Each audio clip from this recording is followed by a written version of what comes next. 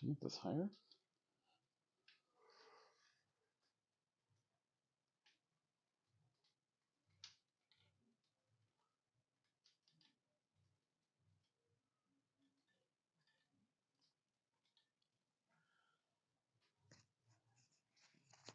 All right, welcome to NYC Derailed Live. Today we're doing what we're calling the Rivarossi Roundup. We have got a ton of Rivarossi engines, some new, which we won't really see tonight, and a lot of the older models, which we've converted to DCC. Um, we really like the brand. It was kind of our entry into the getting back into the HO scale modeling. So we definitely love our Rivarossi engines. So today we're going to be running 6 of our favorites, mostly passenger consists, but we are going to see a freight consist from one of our Union Pacific Rivarossis. But to get started, we're going to go with some iconic engines. In the far back is a special engine. This was our first HO scale engine when getting back into the hobby. This is a Chippewa, and it's pulling the Milwaukee Railroad passenger cars. And on the end, it doesn't quite match, but we've got the Hiawatha end car just to kind of cap it off. This guy's a little bit beat up. Like I said, it was our first engine. We've had it for about 5 years. And unfortunately, when we were moving, it took a fall. So we've repaired it. We just recently converted it over to DCC, but the front's got a little bit of damage to it. It's missing the headlight, so we've got to work on replacing that smoke box door, and then it'll be good as new. And then in the middle there, it's a little bit hard to see. We've got our Rivarossi, another Pacific like the Chippewa, 462 wheel configuration, Blue Comet. So we've got it with pulling 3 Rivarossi Blue Comet coaches. We do not have the end car yet, but we're on the lookout for it. And what's cool is I believe each of those passenger cars are named after a comet, right? I believe so. Which is cool. So I can't. Well, we'll read them off as it gets out of the station. And then in the front, we have one of our favorite Art Deco streamlined engines, the Dreyfuss Hudson, which is also a Rivarossi, and that is pulling kind of the standard gray striped uh, Century New York. Sorry, wait, what is it called again? New York Central? No, what was the trains called? New York Central Limit? No, Century Limited. 20th Century 20th Limited. 20th Century Limited passenger coaches. So we'll get these trains going and talk a little more about them as they go around the track. So we'll get the Chippewa on its way out.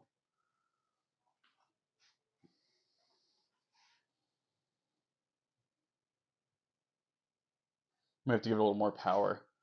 And it's got one of those older motors, yeah. Very If it gets slow somewhere or anything, just give it a little more juice. And we'll get the Dreyfuss going.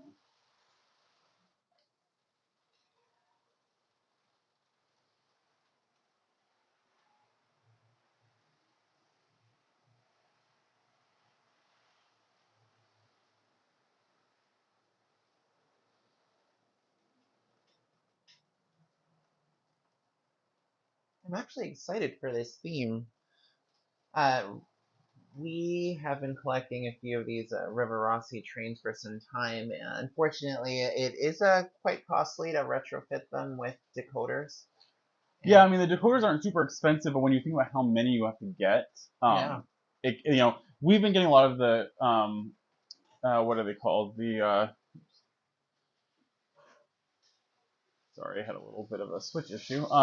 We've been getting a lot of like the economy decoders, which work really well, but even those add up because you if you want to do 5 engines, you get $25 decoders. You're gonna have to just pull it back. It doesn't have power. There we go. It's moving on its own. Yeah, perfect. Okay. We had a switch. We forgot to switch over. So yeah, so we've been converting these. With the Rivarossi, we talked about this in our last stream, but they're good in the sense they have a really wide base for picking up power. Um, however, oh sorry, it's because I keep forgetting. Oh, we're controlling these with an app on our phones, and when we put our phones to sleep, it basically stops the train from running. There we go. I'll try not to do that. So Rivarossi steam engines have some good and bad. So they've got a pretty wide wheelbase. But the problem is they don't pick up from both poles on the whole wheelbase. So what happens is basically the tender is one polarity, and then the engine is another. So the problem with that is it's good that it's got a wide spread, but if you go over something like a switch that doesn't have a powered frog or anything like that, you may actually have some issues.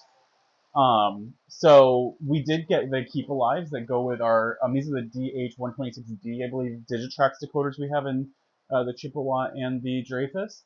And that keep alive has been key. It's really they work really well, and it makes these older engines that weren't really meant for DCC run really really nicely. So we'll let the Dreyfus pull back into the station, and we'll have it wait there, and then we'll have the Blue Comet go out. So I'm super excited that Rivarossi is making a comeback. I know they've been around since the 1940s, I believe. It's an Italian brand started by Alessandro Rossi and Alejandro Rivas, I believe. But did you know that they actually started working in 1957 with Lionel, and they were the ones that exclusively made Lionel HO? No, that's really interesting. Yeah, it was really cool. But I think it was financial difficulties that ultimately led them to split up and actually start working directly with Athearn. Bef- Oh, really? Okay. yeah, I didn't know they before worked with Alphen. yeah, before ultimately working with AHM.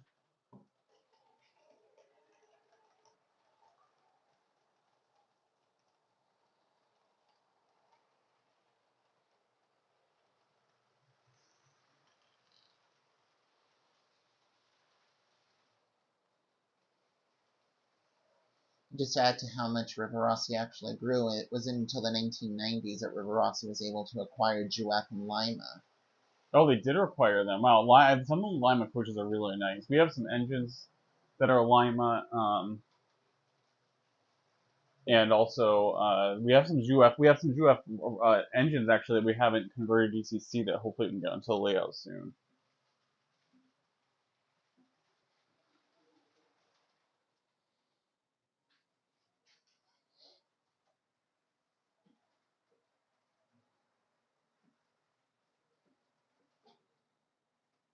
Oops, it gets stuck.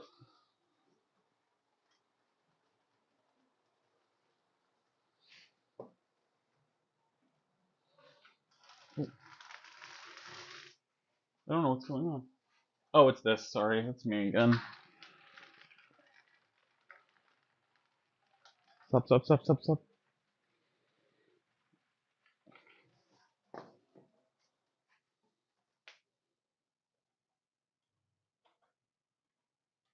I don't know how those cars made it around fine the first time. Very good. The iPad's a little bit in the way. You should be good now. Why not?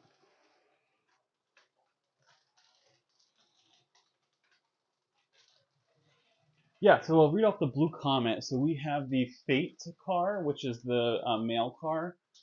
We have the Westphal and Glacobini, which I believe are all comets. So yeah, that's really cool. All right, we'll switch back over to the station module and get the Dreyfus out of the way.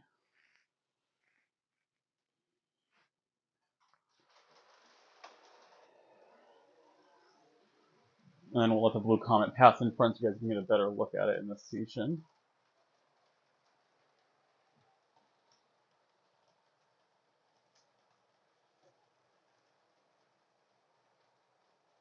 That's another thing I love about Rivarossi. They really did focus a lot of their energy into making iconic American trains.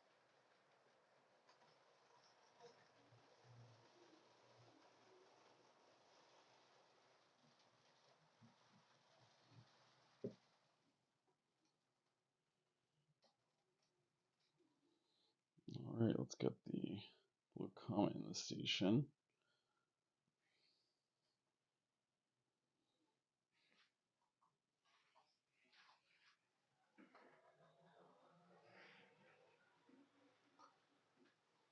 So the Blue Comet actually has a really pretty blue paint scheme. Yeah, it does. Very vibrant.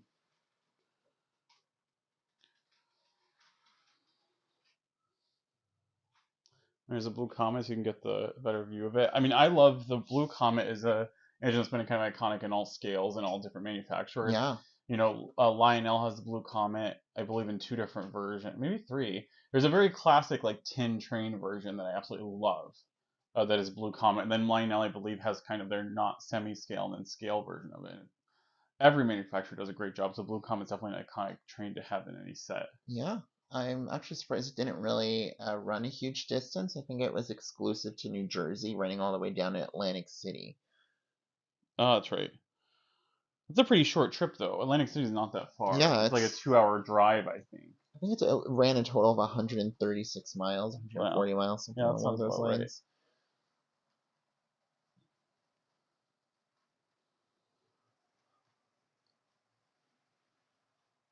You want to have the Chippewa go out? Sure.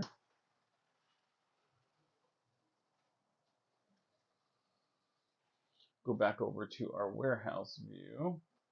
You can see the Dreyfus Hudson coming around the bend there. This is an area we're working on the scenery pretty heavily on. We have to finish some of the like pavement for the industrial like warehousing in the background, which is like an intermodal area. But we're working on the scenery up front here with the ridge to try to divide up the. Our layout's not huge, so we're trying to do a little bit of visual trickery to divide up the look of everything. Oh, that end card is not like something around that bend. It keeps derailing. Like the Blue Comet. No, this end car, it's like sitting on the track, but it's derailing. Oops. I'm not sure why.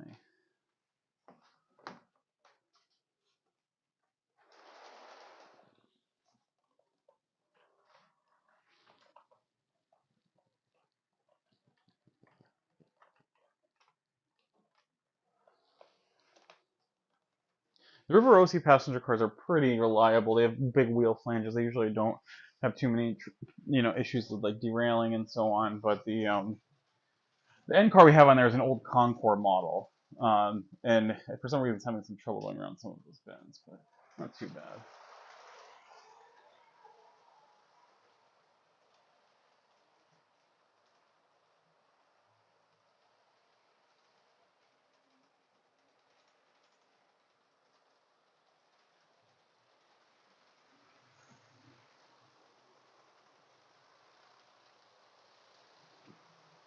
So, I'm not sure if you guys can hear this through our mics, but the Rivarossi engines have pretty big wheel flanges on both the engines and the cars, and some of our track is code 83. So, and it's actually not all the code 83. I think it's the Pico track that's code 83 has pretty big like plastic pieces, and you can hear it rubbing on the track. So that's what that noise is. It sounds like something's derailed, and it's not. It's literally just the sound of the Rivarossi engines. See the So yeah, I can't wait. We have to somehow. It's not the engine doesn't have a lot of damage. It's basically just the smoke box door pops off the Rivarossi engines very easily. They're not even glued in place.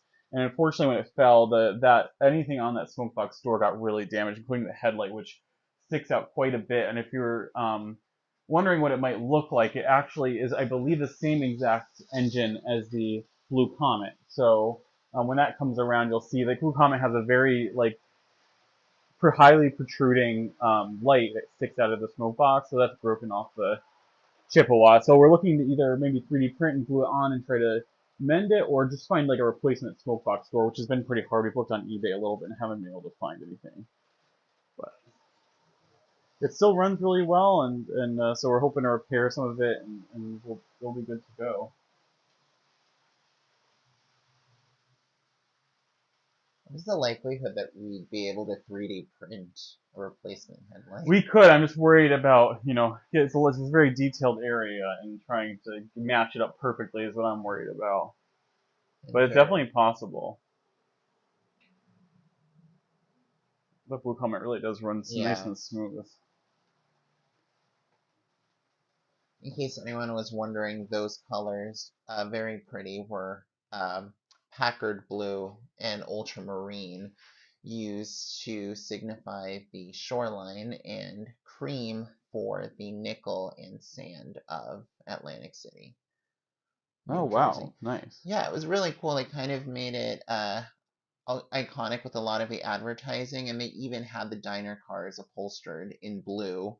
Tickets were blue, and even the porters wore blue uniforms. So they Oh wow. really try to get that blue and a blue comet out there and ingrained in your head. So it was actually pretty popular. Unfortunately, like a lot of businesses, it ran into some trouble because of the Great Depression, and they had to cut down service to, I believe, one trip a day. Ultimately, what led to the Blue Comet's downfall was the merger of the Pennsylvania Railroad with the Reading Line to create the Pennsylvania Reading shoreline. And they had a major advantage in terms of keeping up to date and posting rail schedules from Oh, Atlantic interesting. City and Communipaw, New Jersey, much faster than the Blue Comet was able to, part of the Central Railway of New Jersey. Interesting. Really sad, but a really amazing story with how beautiful, how much advertising, how much commitment they put into it. Well, that With was true. A lot of the trains, starting with the streamlines, I mean, they really advertised a specific train and made you want to ride that specific train for whatever reason. yeah, Obviously, speed was important, but like they made it a certain color and had this whole story about the train that made you, the whole point was to make you want to ride that train instead of yeah. somebody else's train. Wasn't Um, it the GS4, the Southern Pacific, that was labeled the most beautiful train in the world in California? oh yeah, the daylight. Yes. Yeah. All right, so we're gonna bring in a new Rivarossi engine. I'll let you say the name of this one because I keep messing it up and getting yelled at. Oh, I love it because it's so New York, classic New York. We have the Empire State Express. This is a more recent Rivarossi acquisition that we got. It runs really, really well. They definitely made a few changes. The wheels are a little bit different, not as big of flanges, and it's using a different can motor than the some of our older models have. And we've got it pulling our corrugated stainless steel looking passenger cars, New York Central passenger cars, which match it pretty nicely. It's beautiful. All right, so we'll get this going around the layout, and we're gonna take the Blue Comet off. Getting a little crowded.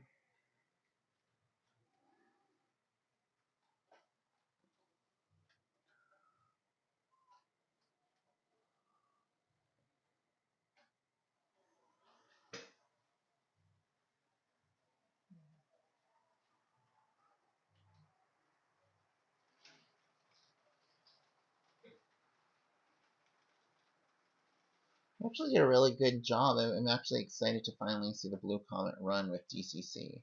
Yeah, it runs really. I mean, we've had it actually DC for a while, but it was just again because of Rivarossi, it's an older model. It just the pickups weren't quite working out, so we had to do the keep alive and the Digitrax DH126D decoders are great because they make it so easy to plug in the keep alives. It's just a little port you plug it into. You don't have to solder it.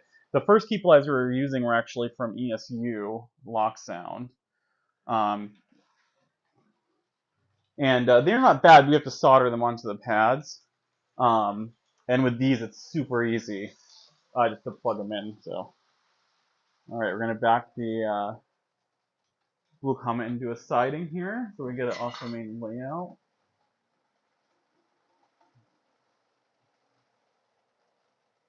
Oh, goodbye, Blue Comet. Perfect.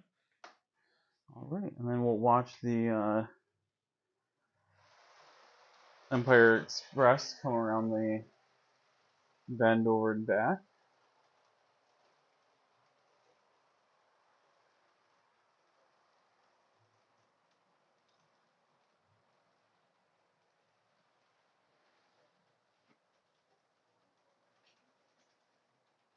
Now, there's another perfect example of advertising of railways back in the day. The Empire State Express is definitely part of the Art Deco era where they really used those long, thin letters and put a lot of the focus and the art on the locomotive to make you want to ride that Oh yeah, specific train. yeah, for sure.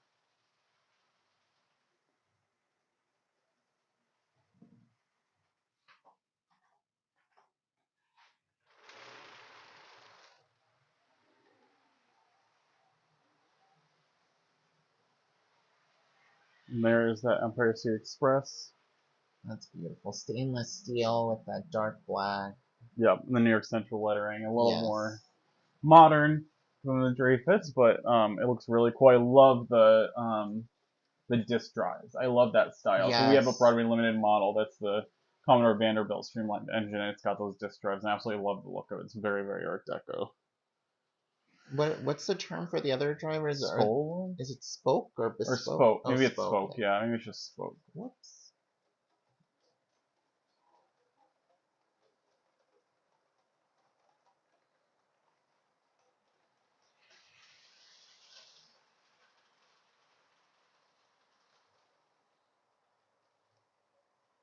And I give some time for the passengers to get on and off. Yeah. Yeah. Once we get the Empire State Express into the station, we'll get the Dreyfus off the track so we can start running our um, oh my gosh, sorry, our freight Rivarossi engine.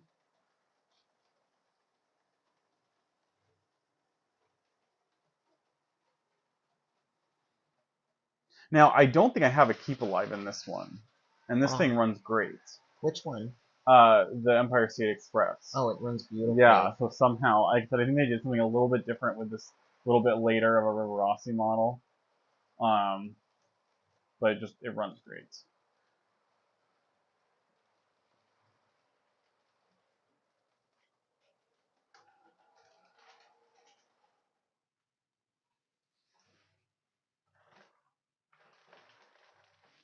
I have the wrong address. Oh, it's 46.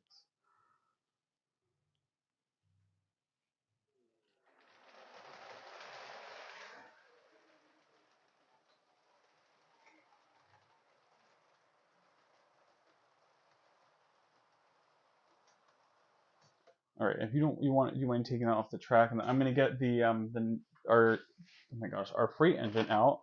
We're gonna switch over to the port module. So this is a Rivarossi Union Pacific. I do not know the. I want to say it's in Niagara, but I actually don't know what the train is. This is a very very strong engine. It might have some. This track's a little bit weird over here. Um, but it's a very strong engine. This is another engine that's kind of got a different Rivarossi configuration, not the typical like pickups and things like that. Of course, I say how strong it is, and it gets stuck here. Come on, there we go. So a nice view to watch that freight set come out of the port. And folks, if you've joined or even watched some of our older lives, you will see we have our first tank car coming into view soon. Super excited. This was a really cute find that we found yesterday at the Red Caboose in Manhattan, New York. Really iconic hobby shop. If you ever happen to go into New York City and want to have a trip to find some older, really cool, rare finds, please check out the Red Caboose. It's a little derailed.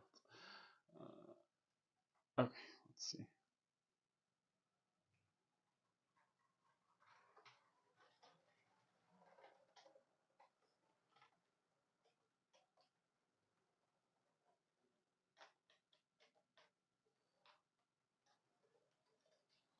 Yeah, that area of track is pretty rough. So once we get out of there, I think we'll be good.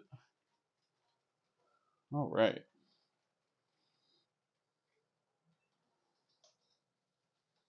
Perfect. Switch back over to the station. As you can see it come through. So yeah, this is a pretty big engine. We found this at a train meetup in Pennsylvania right after the pandemic started. So it was kind of our first train show, I guess, even though it was more of a meetup.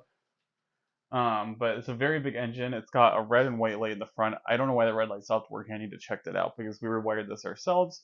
But we converted this to DCC as soon as we got it.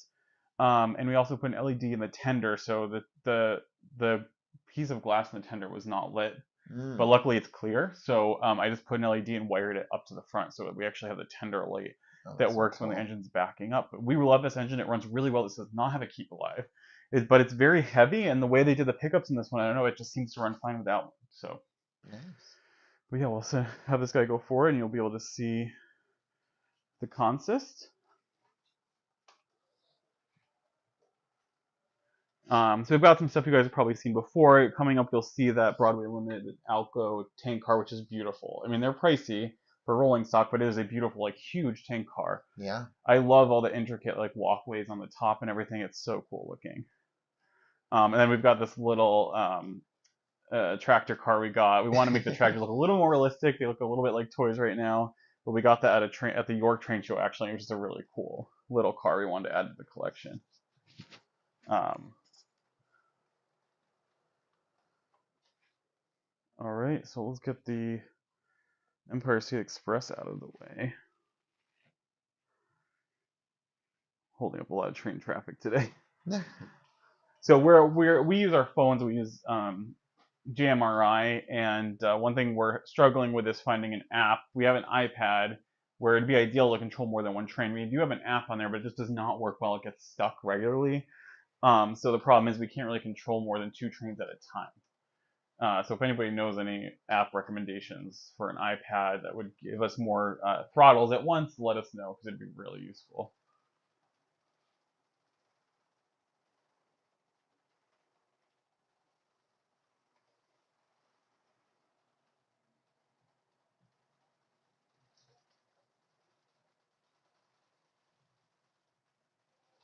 Yeah, seeing that Chippewa run at slow speed is cool because that's something it wouldn't have been able to do without the DCC or Keep Yeah. Alive. Nice little crawl there. And not bashing them, it's just the older models don't quite have all the pickups the newer ones do and things, so there's just electrical connectivity. Also, I think there's definitely an era where people were just very used to running engines fast. So like if there was a dirty piece of track, it would just kind of skim over it Yeah, and you wouldn't notice it. So if you want to do slow operation or yard operation, like keep alive are absolutely necessary. wasn't there a period where model trains were considered more so toy trains where people just wanted to run them really quickly, not Yep. necessarily prototypically? Yep, absolutely. And some of these trains, I believe, are from the 1970s. I wouldn't expect them to have lasted or been around for this long, but Let's they're running beautifully with a few modifications. They run with some of the best of them, including the newer MTH, Broadway Limiteds, Rapido. Oops, ran into another train. All right, let's get the UP running around out of the way, and then we'll do a last swap out of some trains. We'll take off the Empire State Express, which will be set to go, and then we'll take off the Chippewa. We'll be leaving the passenger cars on because the next train kind of matches the Chippewa passenger cars. Same railway, Yeah. Milwaukee Road. Definitely a rare find. I was searching and searching and searching forever until I was finally able to get one at a reasonable price. So I got that Union Pacific Rivarossi going through with its freight consist.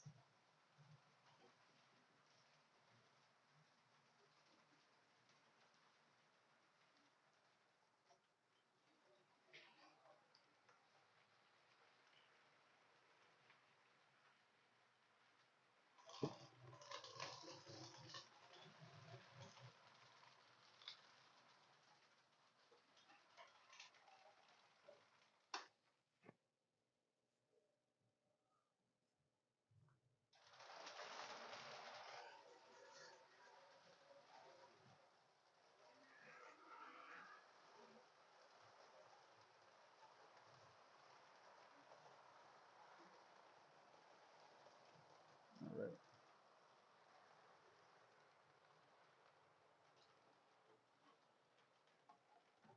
All right, folks, give us a second here while we do another train swap. This has been a lot of fun. Yeah. So we'll get the we're gonna get the Empire State Express off the railway. So we'll end with our new train and the next train that we're gonna have. Passenger train. We'll end with the UP going around. Be a little bit more manageable with just 2 trains.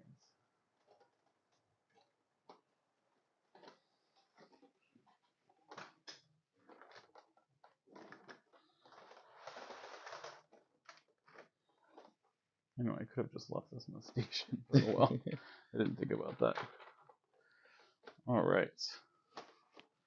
So let's switch back to that Union Pacific and show it coming around by the warehouse.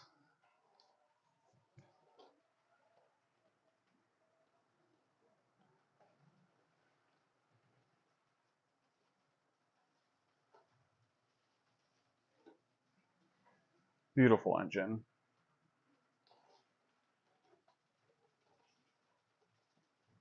This is probably honestly one of the stronger pullers steam engine wise compared to the big boy.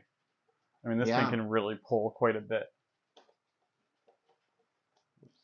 It had its fair share of competitor. Wasn't the Niagara a fierce competitor for the big boy? Yeah, and we do have a Niagara that's a Broadway limited, but it doesn't have traction tires. So I honestly haven't tried to make it pull a ton. But this consist we have with this one's a little bit longer than I would have done with the Niagara.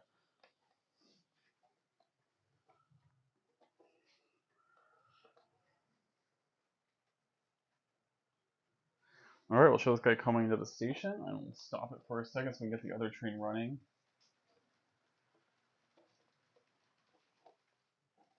I think this is our first session we're doing without any sound locomotives. I know. Usually, we run at least one or two of our Broadway limiteds, which are really the only ones we have that have sound. No, sorry, we have Rapido too.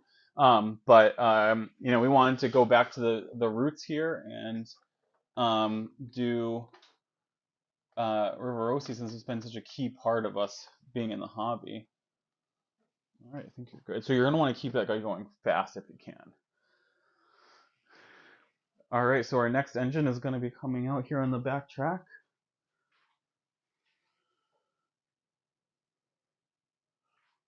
100. So yeah, Chris can tell you a little bit more about this, but this was a rare find.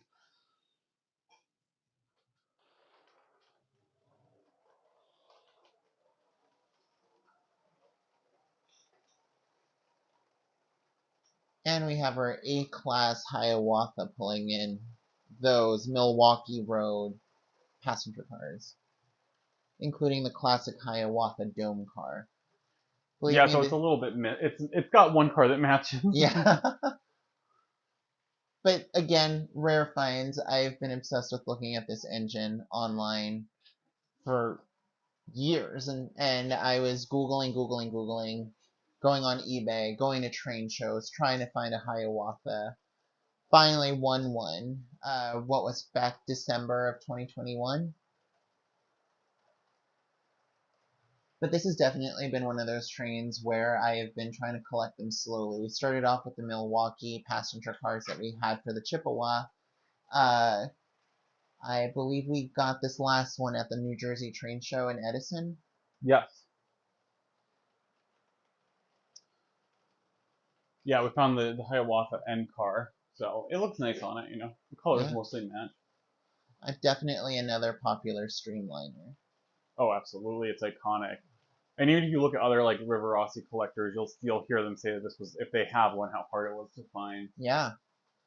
Surprisingly, I think that there's another brand. I don't know too much about it. Another manufacturer, Fox Valley, has their own version of the Hiawatha, and I believe they're doing a pre-order for another one, including the, I believe it's called the Beaver Tail N car. Oh, what does that look like? It actually has this triangular backside, also very Hmm. beautiful to look at. I don't know too much about it myself. Yeah, so this engine, the one good thing about the Rivarossi is they don't necessarily have at least the ones we've had, don't necessarily have the kind of traction tires that just like fall off where you're left with nothing. Oh, I hate that. But they do have traction tires that get hard. So they have, I don't know what they're made out of. They almost look like vinyl. It yellows and they get hard and they just don't have as much tractive power anymore. Um, and the Hiawatha was one of those. So the Hiawatha, no, sorry, the Hiawatha had normal traction tires on it. Anyway, we had to replace them, and we started using Frog Snot and Bullfrog snot. Bullfrog Snot, and it works great. So we recently did Bullfrog Snot on the Rivarossi, and I think actually the Empire State Express because that one had traction tires just kept stretching and popping off, which was driving us nuts. So we used Bullfrog Snot. So both those engines, which is now we know it works well. So we'll definitely be doing more of our engines. There's some other ones that need um, traction repair. So one of the things I did, there's certain things in the hobby that can be expensive or you may not have money for. And one of the things I was doing is some of these older engines I was getting off eBay had this issue with traction tires where they'd be missing completely, and you can't really run them because Yeah. the tire actually has this groove cut in it, so it doesn't make good contact with the track, and it makes the whole truck wobble and everything. So, um, one of the things I did early on is just kind of like a hack was to actually use hot glue. So I'd have the tire spin, and I'd get hot glue and put it in there and try to smooth it out with something like a toothpick. Oh, that's And cool. it worked. It wasn't great, but it probably leaves residue on the track, which Bullfrog's not is meant to be a traction tire. So we'll see if it leaves residue. But the one thing about the hot glue I noticed is it left a lot of residue on the track, made the tires dirty, and it does wear off. It doesn't last probably as long as the Bullfrog's not. Now, for my own general knowledge, do you think these older trains would have run better on Code 100 track? Well, I don't know how much it affects the conductivity, but certainly noise level wise, you can hear how it running on this little bit more modern, Yeah. flatter track, 43. It's hitting those little plastic ties, and that may affect the conductivity. Hmm. I mean, I think we officially went with code 83 because we started off doing modules for the Walders. Yes, and that's why. So we have a mix and match, Yeah. and some people would probably scream at us for that. But what we do is where they do change heights is we make sure when we're doing our solder joints that they line up well, and then there's not too much of a difference. Some of the track is thinner though. That's the only place I've seen issues if we have like Atlas Code 100 lining up with Waller's Code 83 or Pico. The track can actually also be a little bit narrower. But I just do my best to line it up when I'm soldering the joints, and we don't really have any issues going from either. And in fact, there are some areas that I prefer to have the Code 100, especially if you're doing like any kind of road fill or if you're doing like a concrete area, because it gives you that little bit more of a lip, so the train doesn't derail going through some an area where it might. So like our port, for example, is Code 83, and the one thing about that it's hard is even though I try to get like the foam and everything out of the way. Whoops, I don't know why that one car keeps derailing. Um, the one thing it does is it makes some of the trains that have a little bit like less clearance.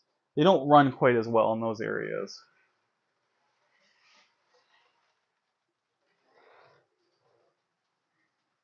It's funny how something can go around the layout like 5 times without issue, and then all of a sudden it just Yep. every time after that it has an issue. There we go. That Broadway Limited tank car does look really nice. I wish they weren't as expensive. I mean, paying that much for rolling stock is I a know. hard pill to swallow. But Well, I think I missed out and kicking myself a bit, but I think the Broadway Limited outlet store was having this special on the smaller tank cars, where you could get two for about $45, I believe. I checked this morning; they were no longer there. I think they oh shoot. updated their website. Um, All right, well, we're gonna have these two trains stop in the station so we can end our stream. Really fun session. Went a little smooth in some of our other ones. We tried to get a little more staging tracks in place and so on, so we weren't scrambling to add new trains or switch them out, which I think definitely helped a lot. Well, thank you for anybody who joined live. If you enjoyed the live and want to get notified of future lives, please subscribe to the channel and click the bell icon so you get notified. And if you are watching this recording, please like the video. And again, if you like the video and want to see more, please subscribe to our channel and click the bell icon so that you get notified of future videos. We do have some reviews coming up. Um, and we're going to try to keep doing our series on some of our Waller's modules so we can show you guys how we built them and some of the technology we put into them. So if you want to see any of that, please subscribe and get notifications so you will get alerted of the next video that comes out. Have a great day, everybody.